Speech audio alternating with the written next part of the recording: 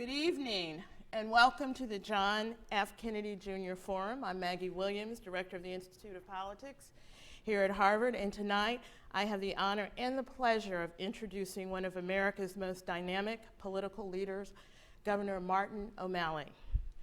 Earlier this year, Martin OMalley completed his second term as governor of Maryland, ending, at least temporarily, a 27-year career of public service. In 1988, the governor became an assistant state's attorney for the city of Baltimore. In 1990, he was elected to the Baltimore City Council. In 1998, he was elected Baltimore's mayor, and he won Maryland's governorship in 2006. Back in 2002, Esquire magazine named Governor OMalley Best Young Mayor in the country. 3 years later, Time named him one of the top 5 big city mayors, while Business Week called him one of the 5 new stars in the Democratic Party. As Maryland governor, Mr. OMalley signed a bill that made children of undocumented immigrants eligible for in-state college tuition.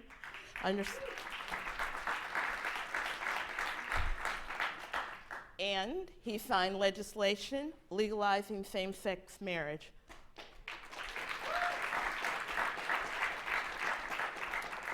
Both bills were upheld in voter referendums.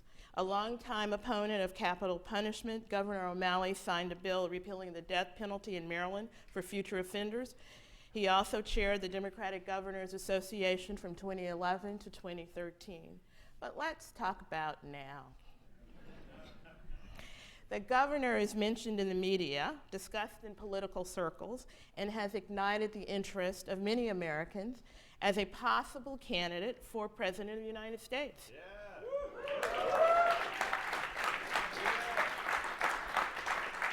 And I'll risk a prediction that he gets a question on that tonight. Finally, we hear that the governor is said to be an accomplished singer and guitarist. Speaking for many, I have to say, we're a little disappointed he doesn't have his guitar with him tonight. Nonetheless, we are entirely pleased and honored to welcome Governor Martin OMalley to the forum.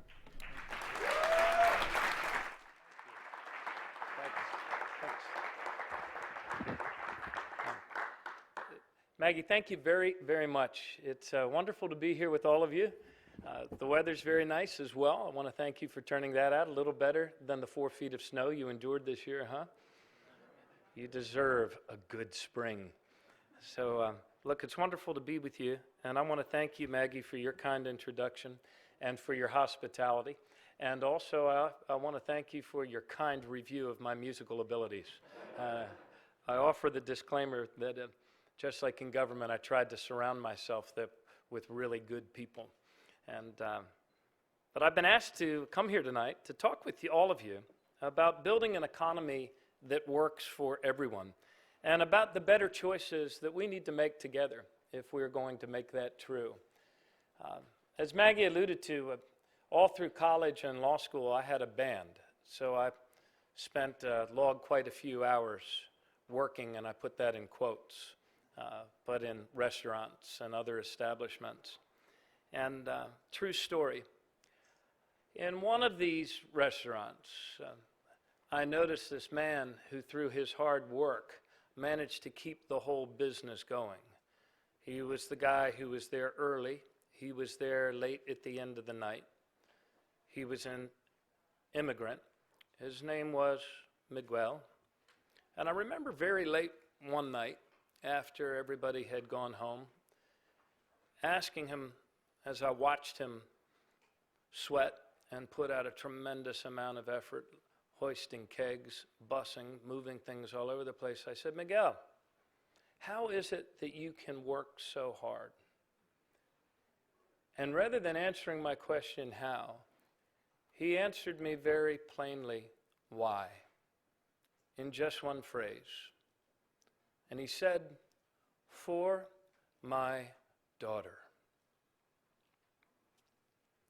Our national character is defined by a very powerful idea. The idea that the United States of America offers economic opportunity for all. And as Americans, we believe that no matter who you are or where you were born, Your hard work should pay off. We believe as Americans that every individual willing to work hard should also be able to get ahead. That every American should be able to provide, in other words, for a better quality of life for their children and for their grandchildren. And this is the powerful truth of the American dream that we share. It is the core of our national character. It is the story that has guided our economic choices as a people for most of these 240 years. And these are the choices that built the strongest and most resilient economy the world has ever known. We, the people, have chosen generation after generation to give our children a future with more opportunity, not less. And together, we've strived in every generation to include more of our citizens more fully in the economic, in the political, and in the social life of our republic.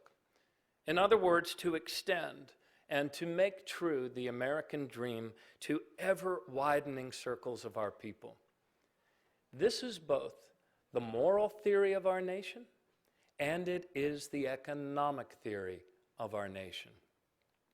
It is this inclusive theory of growth put into practice that has made and built the largest, strongest, and most prosperous middle class that the world had ever known. It is the national story of success that has made us known the world over as the land of opportunity.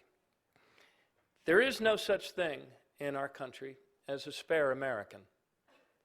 And I would submit to you that impulse that we share as Americans to treat everyone with dignity and respect is the same impulse that is actually best for economic growth of the sort that lifts us all. You see, the economy isn't money. The economy is people. It is the work, the imagination, the grit, the desire, the skill, the love of family, the creative capacity of every person that actually drives our economy and makes our country stronger. This is why signs that once read "No Irish need apply," or "No women," or "No blacks," or "No Jews" have become sad relics of our past. This is why the next generation of Americans so universally rejects state laws that discriminate against gay and lesbian Americans. The fact of our world is this: democratic nations are more prosperous nations, and it's not merely a coincidence. People in democratic nations have the opportunity to participate more, to innovate more, to take more risks and start companies, and yes, to drive economic demand, consumer demand, through their higher earnings. And this inclusiveness, the robust participation of more and more of our people, is the heart and cause of sustained, long-term, generational prosperity in the United States of America. The American economy that our parents and grandparents lived and built from their choices was an extraordinary success. I'd like to talk about where we've been, where we are, and where we're going. In the economy that our parents and grandparents built, in sharp contrast to what's happened across various income levels over the last 30 or 40 years, in sharp contrast to that, from 1947 to 1979, every income group of households in the United States, from the poorest to the richest, were able to increase their earnings by at least 100% in real inflation-adjusted dollars over that 40-year period of time. All of that progress was built on hard work, expanding economic participation, and policy choices that made sure that wages actually kept up with increased productivity. Of course, all of that started to change when we started making different choices. Beginning in 1980, we turned away from this tried and true success story, and we embraced a different theory, a new theory, a new story, a story that turned out to be false. Now, whether we call that story supply-side economics, as President Reagan, its pioneer, liked to call it, or whether we call it voodoo economics, as President George H.W. Bush referred to it, or whether we call it trickle-down economics, as Americans who have come to know it now call it, the primary goal of that theory was this: to greatly concentrate wealth and capital of our nation in the hands of the very few. And what was the promised benefit of this strategy for our country and for our economy, for the common good that we share? It was this: that the very rich, once made very much richer, would invest larger sums of this newly concentrated wealth and capital into greater job creation. And then our entire country would benefit. Just wait, they told us. Concentrated capital and free markets were far better than economic growth, we were told. Were better for economic growth and were far better than wage policies or investment policies or regulatory policies and the actions that used to flow from those common sense policies. In other words, the goal of a stronger middle class was thereby replaced in the 1980s by the goal of capital accumulation and capital concentration. Poverty was no longer a common enemy or a problem that our government could even solve. In fact, the new common enemy became our federal government itself. As President Reagan famously proclaimed, government is the problem. And for the good of our people, we were told, our federal government needed to be reined in, needed to be weakened, needed to be removed from our lives wherever and whenever possible. And over the next 30 years, this trickle-down theory dominated our economic debates, and it guided most of our political choices. And its three main tactics were these. Number one, tax cuts and tax policies that not only underinvested in our country and our nation, but grossly and disproportionately benefited corporations and the ultra-wealthy. Number two, the systematic deregulation of even the riskiest investment behavior in our financial markets on Wall Street. And three, the adoption of state and national policies that were actually designed through action and inaction to keep wages low in order to make us more competitive. Now, this theory, of course, fell totally apart with the crash of 2008. Millions of people lost their jobs, lost their homes, lost retirement benefits, and now Americans all across our country are actually demanding a better balance. As we gather here tonight, wealth and economic power in the United States of America have now been concentrated in the hands of the very few as almost never before in the history of our country. The top 1% of American society now controls more wealth than 95% of American families combined. After worsening cycles of boom, bust, and bailout, just 5 banks now control half of the $15 trillion in assets of the U.S. banking industry. Corporate consolidations have now created near monopoly concentrations in important sectors of our economy, our once competitive American economy. In the 1980s, CEOs earned 46 times as much as their average worker.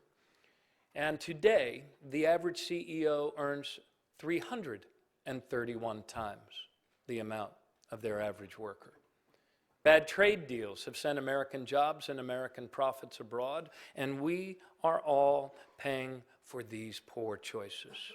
How? We're paying for it in lower wages, and we're paying for it in diminished opportunities for our children.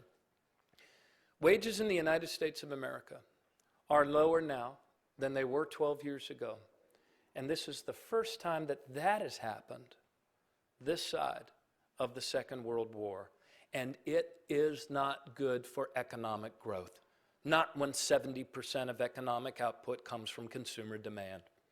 Bonuses alone paid last year on Wall Street totaled more than what every American working at minimum wage made in our country. And now concentrated wealth has accumulated concentrated political power in the halls of our Congress and also in many, many, many of our state houses, making it harder than ever to get things done. The vast majority of us, in other words, are working harder, but we're watching our families slipping further behind. And this is not how our economy is supposed to work.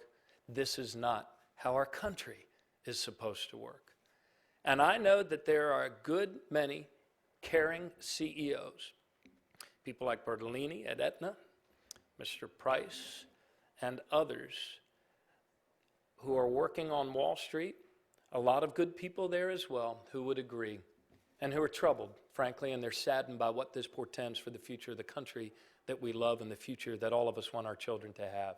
And it doesn't have to be this way. So, how do we change this? And how do we reward productive investment again? How do we restore, in other words, a human purpose to our American economy? I believe that we do this in 5 primary ways. First, we must restore common sense wage policies that strengthen our middle class. This means that, yes, we must raise the minimum wage and index it to inflation so the minimum wage always stays above the poverty line. We must also raise the threshold for overtime pay, which hasn't been raised since the 1970s, so that people can actually be fairly compensated for the extra work that they're doing on the job, and so that employers will have an incentive to add new workers rather than forcing employees to work longer hours. We must make it easier rather than harder for workers to organize and to press and to collectively bargain for better wages. Wages that not only keep pace with inflation, but keep pace with the remarkable productivity of American workers. And we must recognize that policies that are good for women and families, like paid leave and safe and affordable child care, are also good for our national economy and for economic growth, because women succeed, our American economy also succeeds.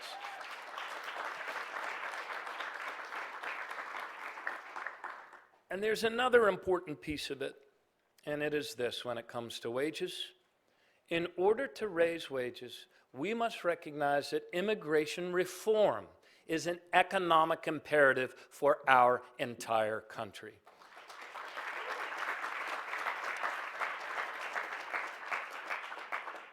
We've done this before, and we must do this again. We have to build a path to citizenship, to bring 11 million undocumented immigrants out of the shadows of our economy and into the mainstream, to boost consumer demand, to create new businesses, and to expand our tax base, thereby raising wages for everyone.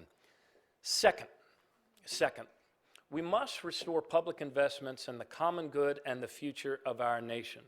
Investments in research and development, investments in infrastructure, and investments in education like universal pre-K. And we also need to invest in our public colleges and universities to make college more affordable for more families.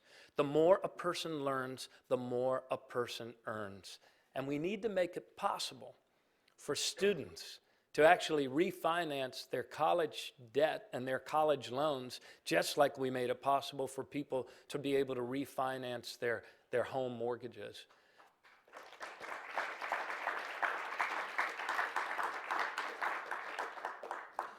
And we should make it the norm. We should make income-based repayment plans the norm so that young people whose passion might be teaching or nursing or policing to be able to follow their dreams and also be able to pay their bills and start families. Third, we need to restore accountability to our financial markets. They're important. We want them to work, and we want them to work well. but not a single Wall Street executive was convicted of a crime related to the 2008 economic meltdown. Not a single one. Explain to me how it is that you can be pulled over for a broken taillight in our country, but if you wreck the world's economy, you're somehow untouchable. I don't get that. We must charge and empower professional regulators to penalize and prosecute those who lie, cheat, and steal with billions and trillions of our dollars at stake. We must reinstate Glass-Steagall to prevent giant banks from gambling with our economy and our money. And if a bank is too big to fail, we need to break it up before it breaks us.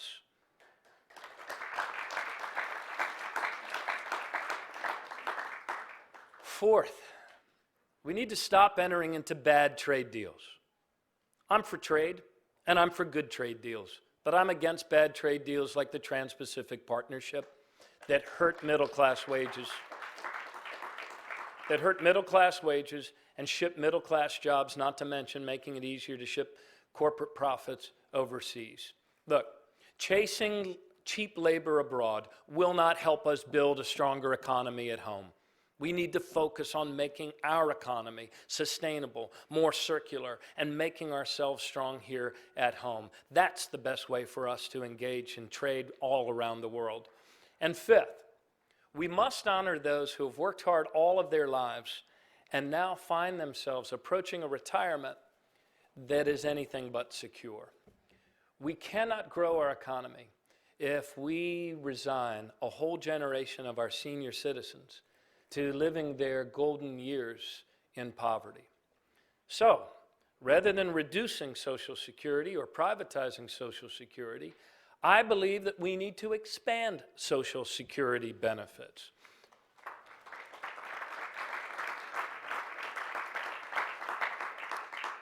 In summary, the better choices our national interest demands are not radical, they're not rash, they're not unproven choices. They are the better choices, common sense choices to which many states, like Maryland, Colorado, Washington State, Minnesota, and California are returning. In Maryland, we put the primary goal of a stronger middle class at the center of every decision we made. So yes, we raised the minimum wage, we expanded collective bargaining, we passed a living wage while freezing in-state tuition for 4 years in a row, and we made record investments in education to make our schools the best in the nation, as well as investing more in infrastructure and more in research and more in innovation. These are the choices. These are the investments that made Maryland one of the top states for upward economic mobility for families, that secured Maryland the highest median income in the nation, and also, since the depths of the recession, that gained Maryland a faster rate of job creation than our neighbors in Virginia or Pennsylvania, who were mostly trying to cut their way to prosperity. You see, a stronger middle class is not the consequence of economic growth. A stronger middle class is the cause of economic growth.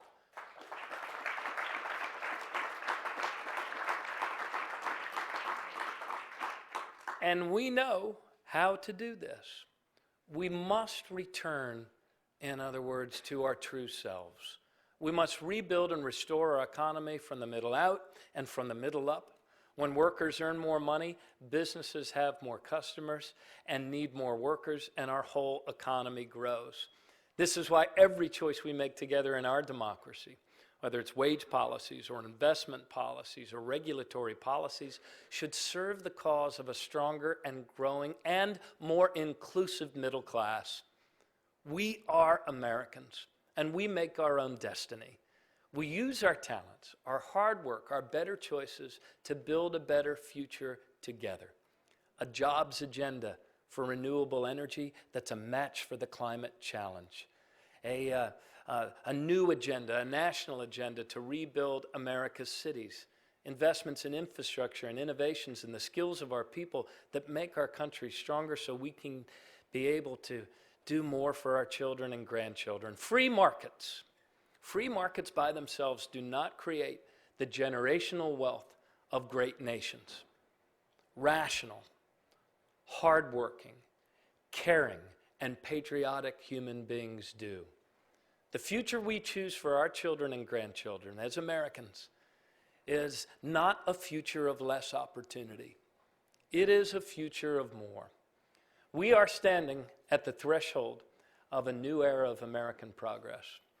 And we need only the will and the leadership to move forward to the future we prefer. Thank you very much, and I look forward to talking with you after.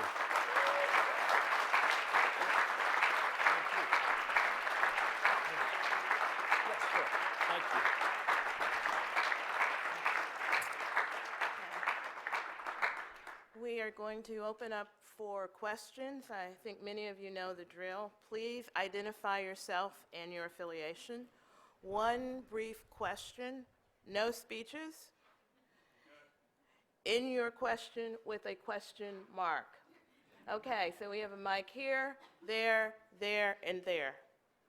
There's a mic there. Start here. There's a mic right there, sir, if you'd like a question. Yeah, right behind you, a question. This is like Mayor's Night Right Out. there. Hi, my name is John. I'm a sophomore at the college. And my question for you is, do you think that a Hillary Clinton presidency would be able to accomplish this economic vision you have?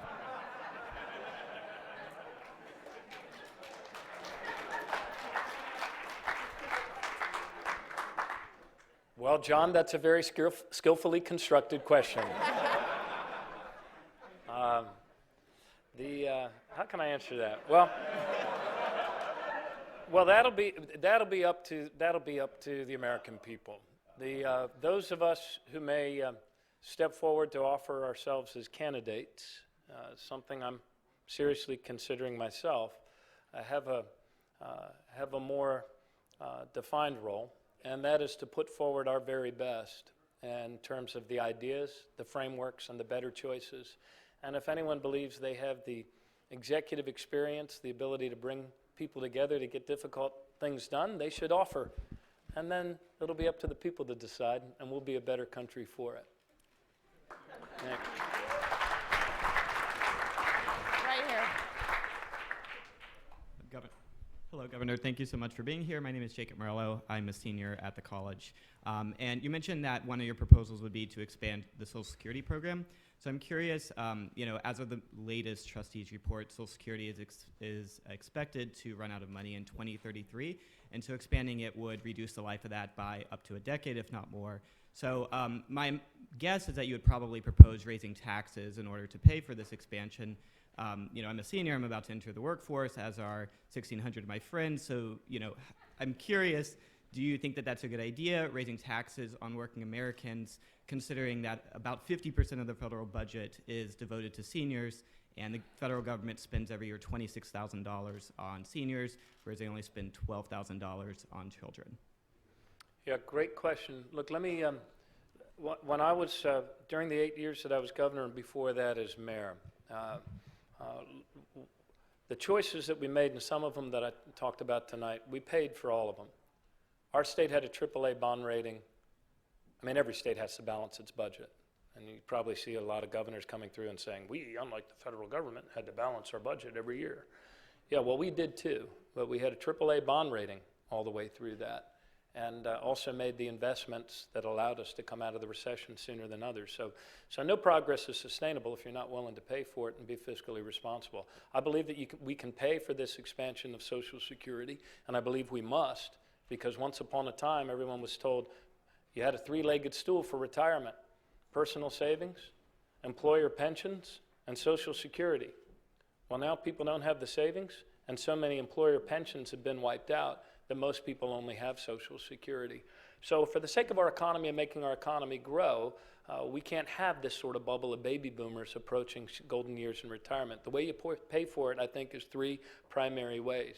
One, you raise the earnings cap on payroll taxes so that wealthier people do contribute to Social Security. It's not called senior security, it's called Social Security. It's good for our entire society. Secondly, by passing immigration reform and opening up a pathway to 11 million people to live in the full light of society and also to contribute to Social Security, that helps with the sustainability of that program. And then the third thing is that if we go for another 10 years with people earning less than they did last year, that would be damaging to our deficit, our debt, and also to Social Security. So these wage policies then all fit together with the solvency and extending the solvency of Social Security. So those three things, raising the threshold, immigration reform, and wage policies that lift up our middle class, allow us to make more when we work harder. I'll try to be shorter in answers. We're going to take a question. Yes, Hi, sir. Governor. My name is Max Liebeskind. I'm a sophomore at the college. I want to ask you a question about... Where are you from? I'm from New York City. Good place. Yeah, I guess my governor is probably not running for president. But I want to ask you a question about campaign finance. So you're a lawyer, and as you probably know, there's obviously been a lot of anger about the Citizens United decision. But in fact, the Supreme Court decided long before that corruption in campaign finance can really only counts as quid pro quo corruption, which is why they've allowed for quite some time in various forms essentially unlimited independent expenditures. So my question for you is, given that the Supreme Court has ruled this, would you support a constitutional amendment allowing Congress to place caps on independent expenditures? And perhaps more broadly, do you agree that the only type of corruption is, quid pro quo corruption, where I give you a bribe and you give me a policy? I do support the overturning of Citizens United. I believe our state passed a resolution to that. I could be wrong, but I do support a constitutional amendment to overturn Citizens United. I don't believe that corporations are people.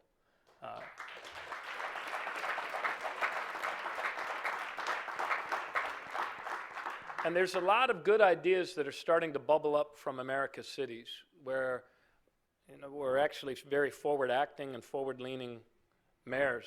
Men and women have been able to restore the trust necessary in how we govern ourselves. So there's also some interesting, so on campaign finance reform, I think we need to look at the ideas that work that actually leverage those smaller donations and multiply them by matching them by some exponent.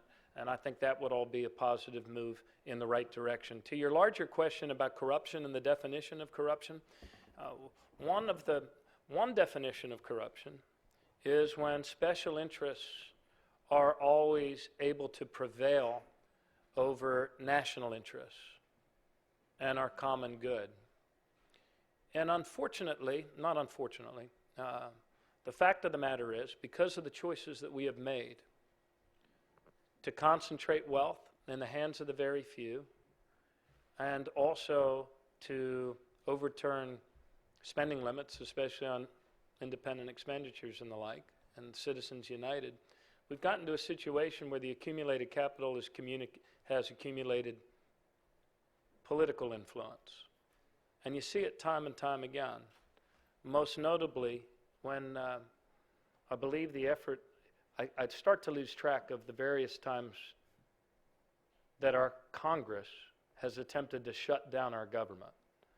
But I do believe when they were debating whether or not to continue to fund our homeland security, I believe that forces from Wall Street at the top of some of the biggest banks and trading companies insisted on slipping in a rider to that reauthorization of homeland security funding that would water down Dodd-Frank.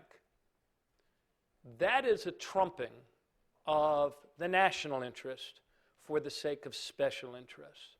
And in this conversation that we're about to have as a nation, we need to elevate the national interest. We need to heal our democracy, make our government work, reform campaign finance, and move very quickly to bipartisan congressional redistricting commissions, or we won't have the trust necessary to make a great country. Right here. Hello, my name is Marcus Dennis. I'm a freshman at the college and a resident of Fort Washington, Maryland, All right. as well as a Gonzaga graduate. So All it's good to right. see you out there. Go Eagles fly high. You know it.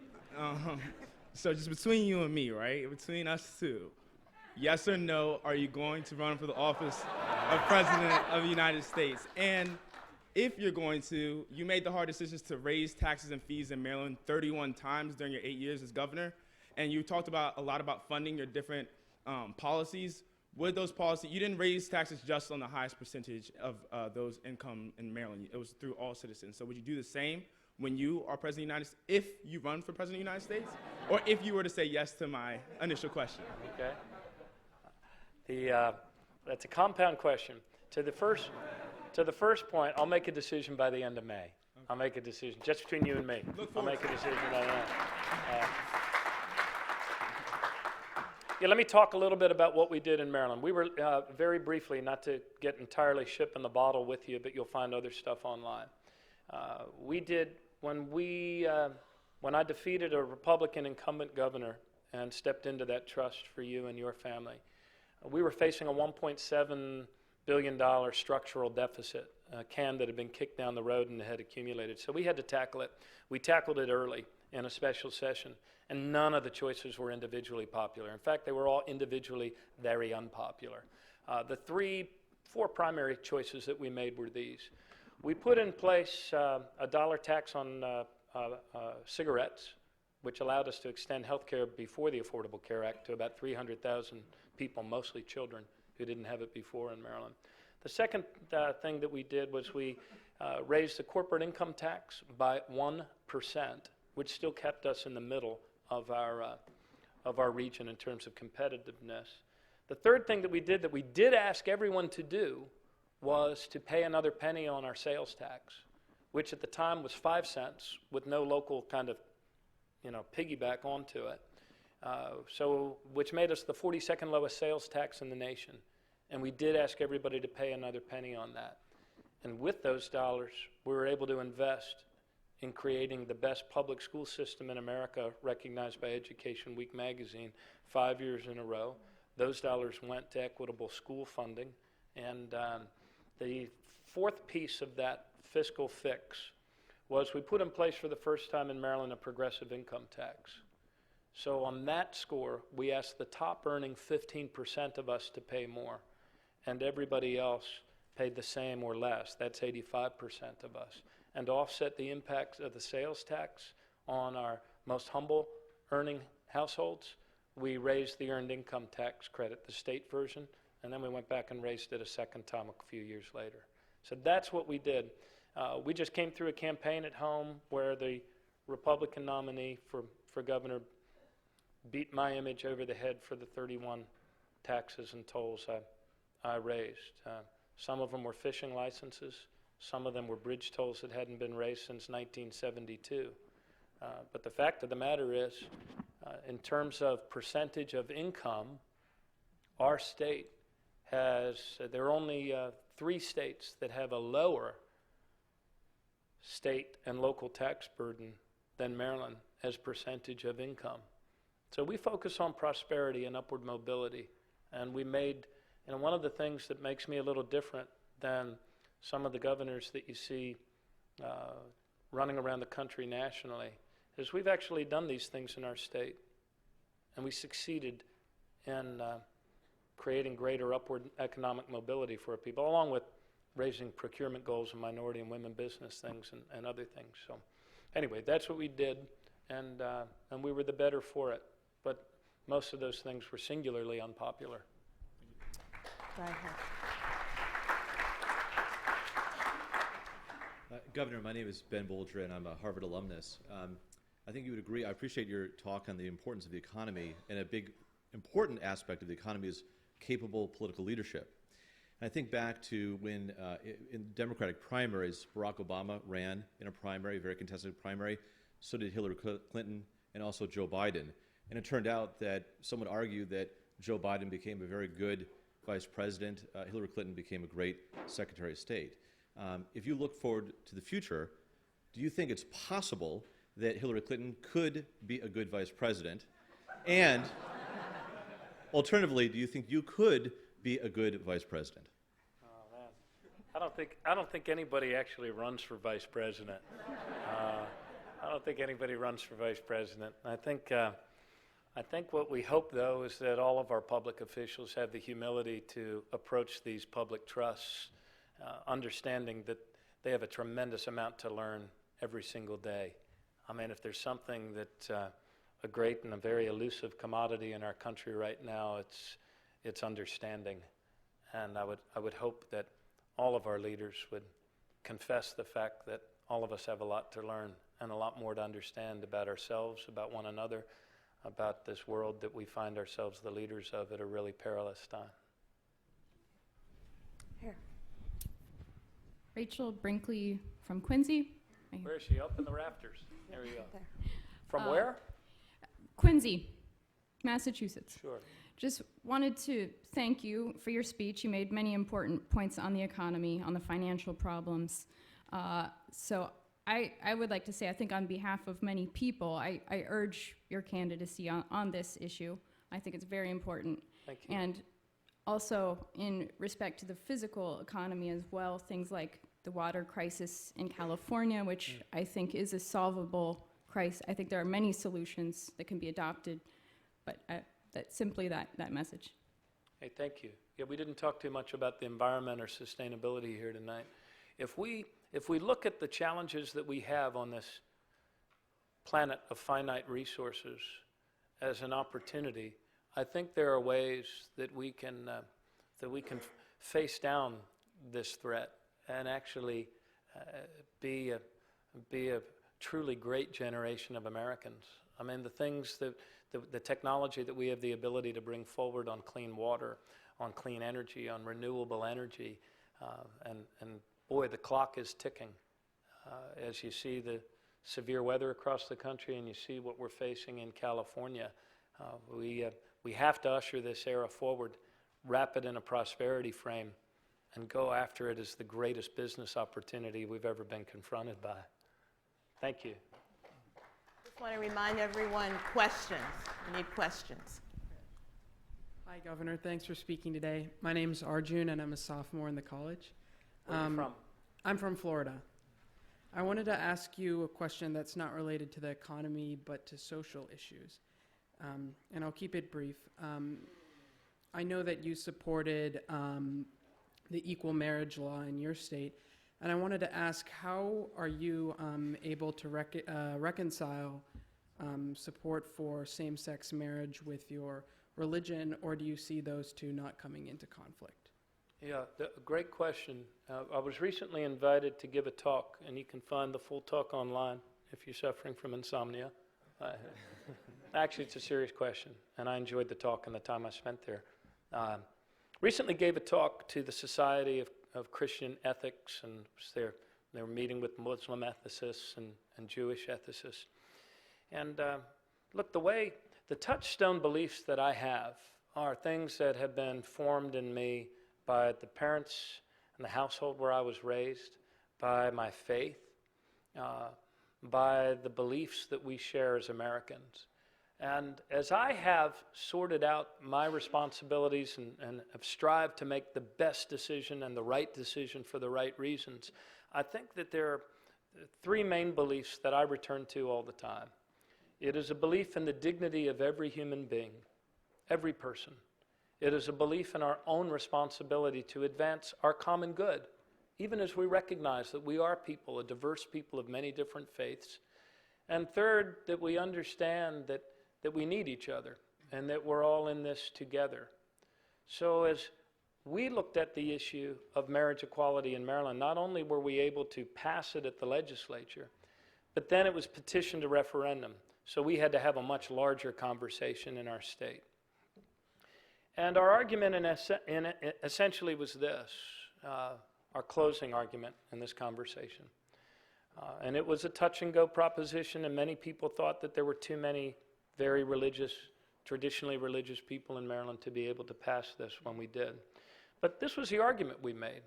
We said that we should all be free to practice our faith as we choose. But all of us can agree as Americans, can't we, that there is dignity in every child's home, and that every child's home should be protected equally under the law. And so that's how I've come out on it. That was my thinking, and ultimately, that's why the people of Maryland became the first in the country to approve civil marriage equality at the ballot. Thank you. Thank you. Hi, Mr. Governor. Thank you so much for coming tonight. My name is Happy. Hello again. Hello again. So personally, my family came to this country 6 years ago, and I deeply care about comprehensive immigration reform. So I want to ask for you specifically, what specific action would you take, whether you're on a campaign trail, whether you're elected to be president, or maybe and in any scenario, what would you do to push for comprehensive immigration reform? Well, I believe that the way we campaign determines how we govern. So whoever the candidates ultimately turn out to be in the presidential contest in our party, we need to elevate immigration reform as an economic imperative for our country. This should not be about satisfying this group or placating that group, or it needs to be about us together. It needs to be about our national interests, we the people, our economy, our innovation, consumer demand would be best served by passing comprehensive immigration reform that specifically would involve a path to citizenship for the 11 million people who are here working hard, love this country, and can make us stronger if they live in the full light of our society. Having that conversation nationally then gives would then give the next president of the United States the ability to act on that mandate and to never ever give up on it. Look, it may appear to us sometimes that this is the most polarized, divisive, gridlocked time in our country's history. We've actually had worse, and we've gotten through those. We'll get through this, but only with national leadership that calls us back to our principles and to our values and puts the best interests of our country first. That's what we need to do with this, and we need not give up. Because I've been all over the country, and I'll tell you, I don't find a whole lot of people under 40 that deny climate change or hate immigrants. That's where our country's headed. Our country is headed to a more inclusive, a more generous, and a more connected space, and we need to speak to it and govern to it. Sir. Hi, Governor OMalley. My name is Matt Hale. I'm a first year in the joint degree MBA MPP here at Harvard Business School and Harvard Kennedy School, and born and raised in Ellicott City, Maryland. So, all right. Thank you. I see an Orioles jersey too. You're the third person I've met tonight from Ellicott City, Maryland. Very nice. Are y'all having a convention? Yeah, exactly. This is it. So thank you for the service to our state. Thank you. Being here in Boston this past year, I can't help but compare and contrast Boston to our hometown of Baltimore. And they have a lot of similar resources. They have an amazing waterfront, some of the best universities in the world, the best hospitals in the country. But I feel like the cities are on a divergent paths. Boston's thriving, but potentially Baltimore has been stricken with crime the past few decades and has had population decline since the 1960s. I'm just wondering, as someone who cares deeply about the city and wants to return, how do we fix this? Tell me your name again. Was it Matt? Matt Hale. Matt, the last time I was here at the Kennedy School was about 13 years ago. I was here with a man named Jack Maple. I guess it was 14 years ago then. And Jack had been the deputy police commissioner for the NYPD. I share that with you because for all of the shows, The Corner of the Wire, Homicide, that have talked about how violent Baltimore became, and hey, we did allow ourselves to become really violent. In fact, we allowed ourselves to become the most violent, the most addicted, and the most abandoned city in America in terms of population loss. More population loss actually than Detroit in the 30 years leading up to 1999. That was our past, and that was our reality. But when we started doing the things that worked, a better job of policing, a better job of policing the police, expanding drug treatment, intervening earlier in the lives of young people at risk, we achieved in Baltimore the biggest reduction over those next 10 years of Part 1 crime of any major city in America. And just about a month ago in the Baltimore Sun, there was an article that said that not only is Baltimore's population growing again, but the Baltimore has seen a bigger increase in 18 to 25-year-olds choosing to live in the city again than all but about 3 or 4 other cities. So we are headed in a much better direction as a city. We still need some greater investments in mass transit. That's true. We still need more affordable housing. We can be the solution in our state to our smart growth and sustainable growth challenges as we continue to make our city safer. One thing that Massachusetts and that the Boston area has, and it's incredibly, not incredibly, a brilliantly successful Commonwealth and state. And the life science and the biotech industry are not dissimilar from what we have going on in Maryland. In fact, over the last 8 years, if any of my staff would say to me on the good rankings that come out, schools or innovation or those sorts of things, that we came in second, I always knew that Massachusetts was the one that came in first. And that's cool. I mean, we like to have good friendly competitors in building this new economy. But the co-location of so many top-notch business schools in the Boston area with your researchers is a great ecosystem of innovation and entrepreneurship. We're no slackers on that. And in fact, U.S. Chamber of Commerce, which hardly ever says nice things about Democratic governors, named us the #1 state for innovation and entrepreneurship 3 years in a row. But Baltimore's area has traditionally lacked great business schools. We have one now, recently started, the Carey School of Business at Johns Hopkins, that I believe has the potential to grow into a great business school. Full disclosure, I am a visiting professor there. Thank you. Thank you, Matt. Hi. Thank you for speaking with us. My name is Daniel Tostado. I'm an MPP student here from San Diego, if you're curious. Thank you. Great weather there. Yeah, like today. So you spoke of a lot of common sense progressive fiscal policies, raising the minimum wage, having universal pre-K, raising Social Security benefits. My question revolves around the fact that I think that would necessarily increase government spending. If you were to run for president, would you campaign on reducing or eliminating the deficit spending that occurs? Yes, but that I don't. Yes, I would. But I think what the biggest deficits we suffer from right now are actually divestments in our own country that only we can make. I mean, in the 70s, we invested to the tune of about 4% of GDP into the non-defense discretionary spending, namely transportation, education, research and development. That 4% is now headed to about 1.5%. The biggest challenge we face is an economy that lacks consumer demand, wages that are declining, and public investments that have not kept pace with the demands of a 21st century technological economy. So on some of these things, we're going to have to do more, not less. And that's the fact of the matter. But as our economy grows, that also allows us to bring our deficit and our debt down. In fact, I mean, no president has achieved smaller levels of average annual spending increases than President Obama over these last 7 years. But part of that has been achieved at the expense of an economy that could be growing faster and a country that could be doing more, especially with its people who are underemployed and underskilled for the opportunities that we're creating now. You got to do both, man. It's all about balance. You have to be fiscally disciplined. You have to be able to balance budgets. But you also have to be smart enough to know that India and China are not going to make these investments for us. Only we can do this. And we have the ability as a people to do it.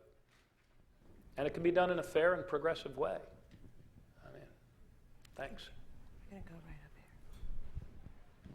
Thank you so much, Governor. I'm Lilly Valona, first year here at the college. And my question's a little off the beaten path. Off the beaten path, but I think it's worthwhile to expand the typical political discourse that we usually engage in. They're on the edge of their seats. It's not that exciting. So you talked in your speech about basically ways to level the playing field for those who have been excluded in one way or another by our economic structure. So to include more people more fully. Yeah, exactly. So I'm wondering if, in the tradition of economic reparations for those Japanese Americans who were unable to work and earn money while they were in internment camps during World War II, and so that those economic reparations were paid out an average of $20,000.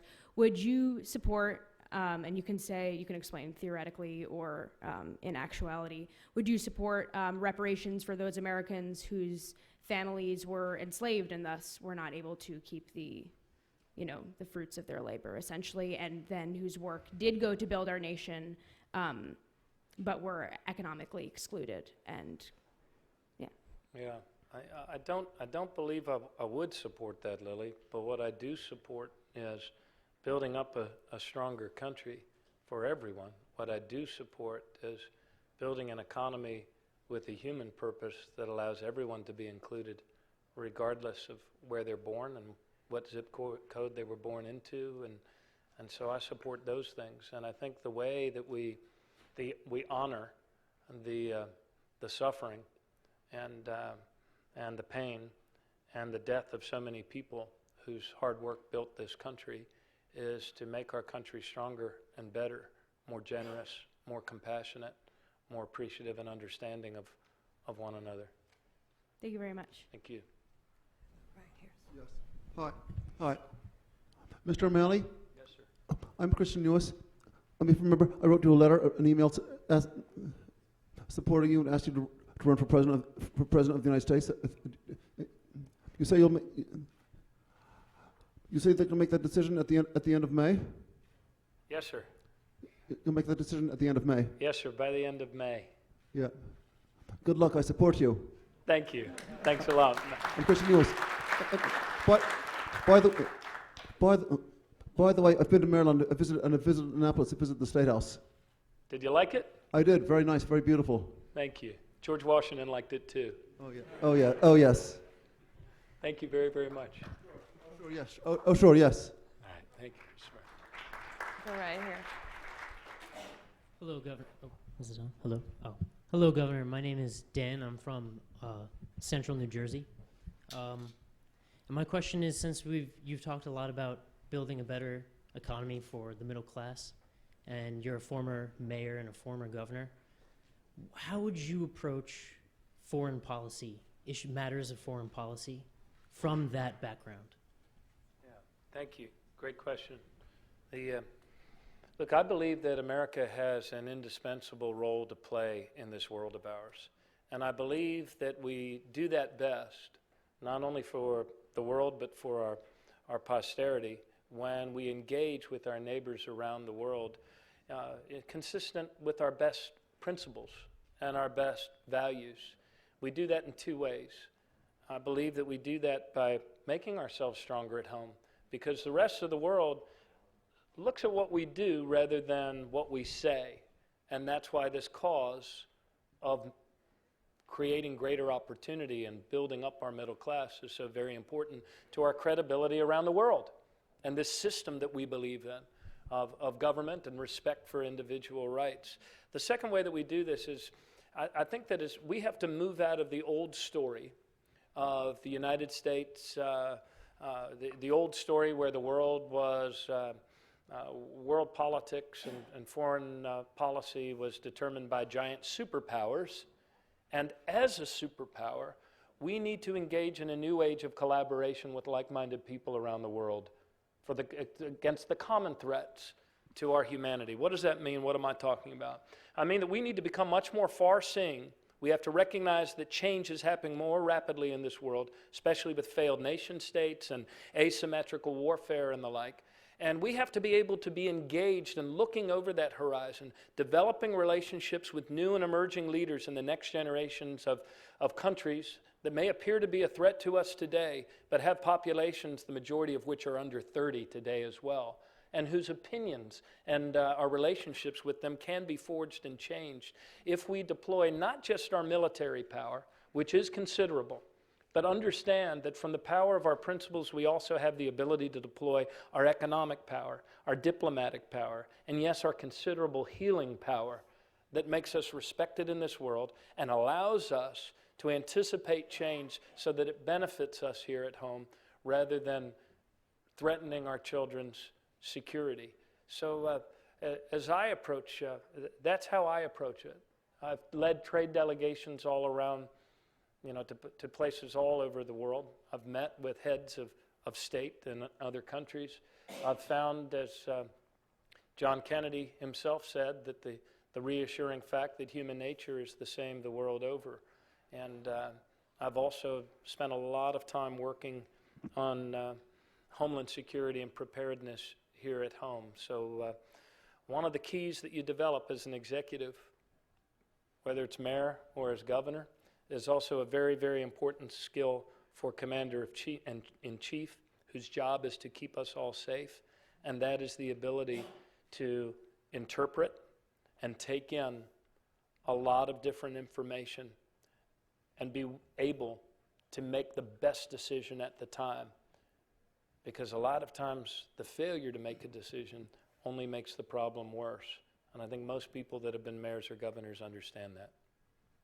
Thank you. We're going to just take one question. Okay. Last question. No pressure. Hi, Governor. Yesterday, hundreds of thousands of workers and Democratic primary voters marched across America to support a $15 minimum wage. No candidate has supported a numerical target. Would you come out in favor of a $15 minimum wage? If not, what specifically would be your numerical target for the minimum wage? What would the policy be? Yeah, I support a $15 minimum wage.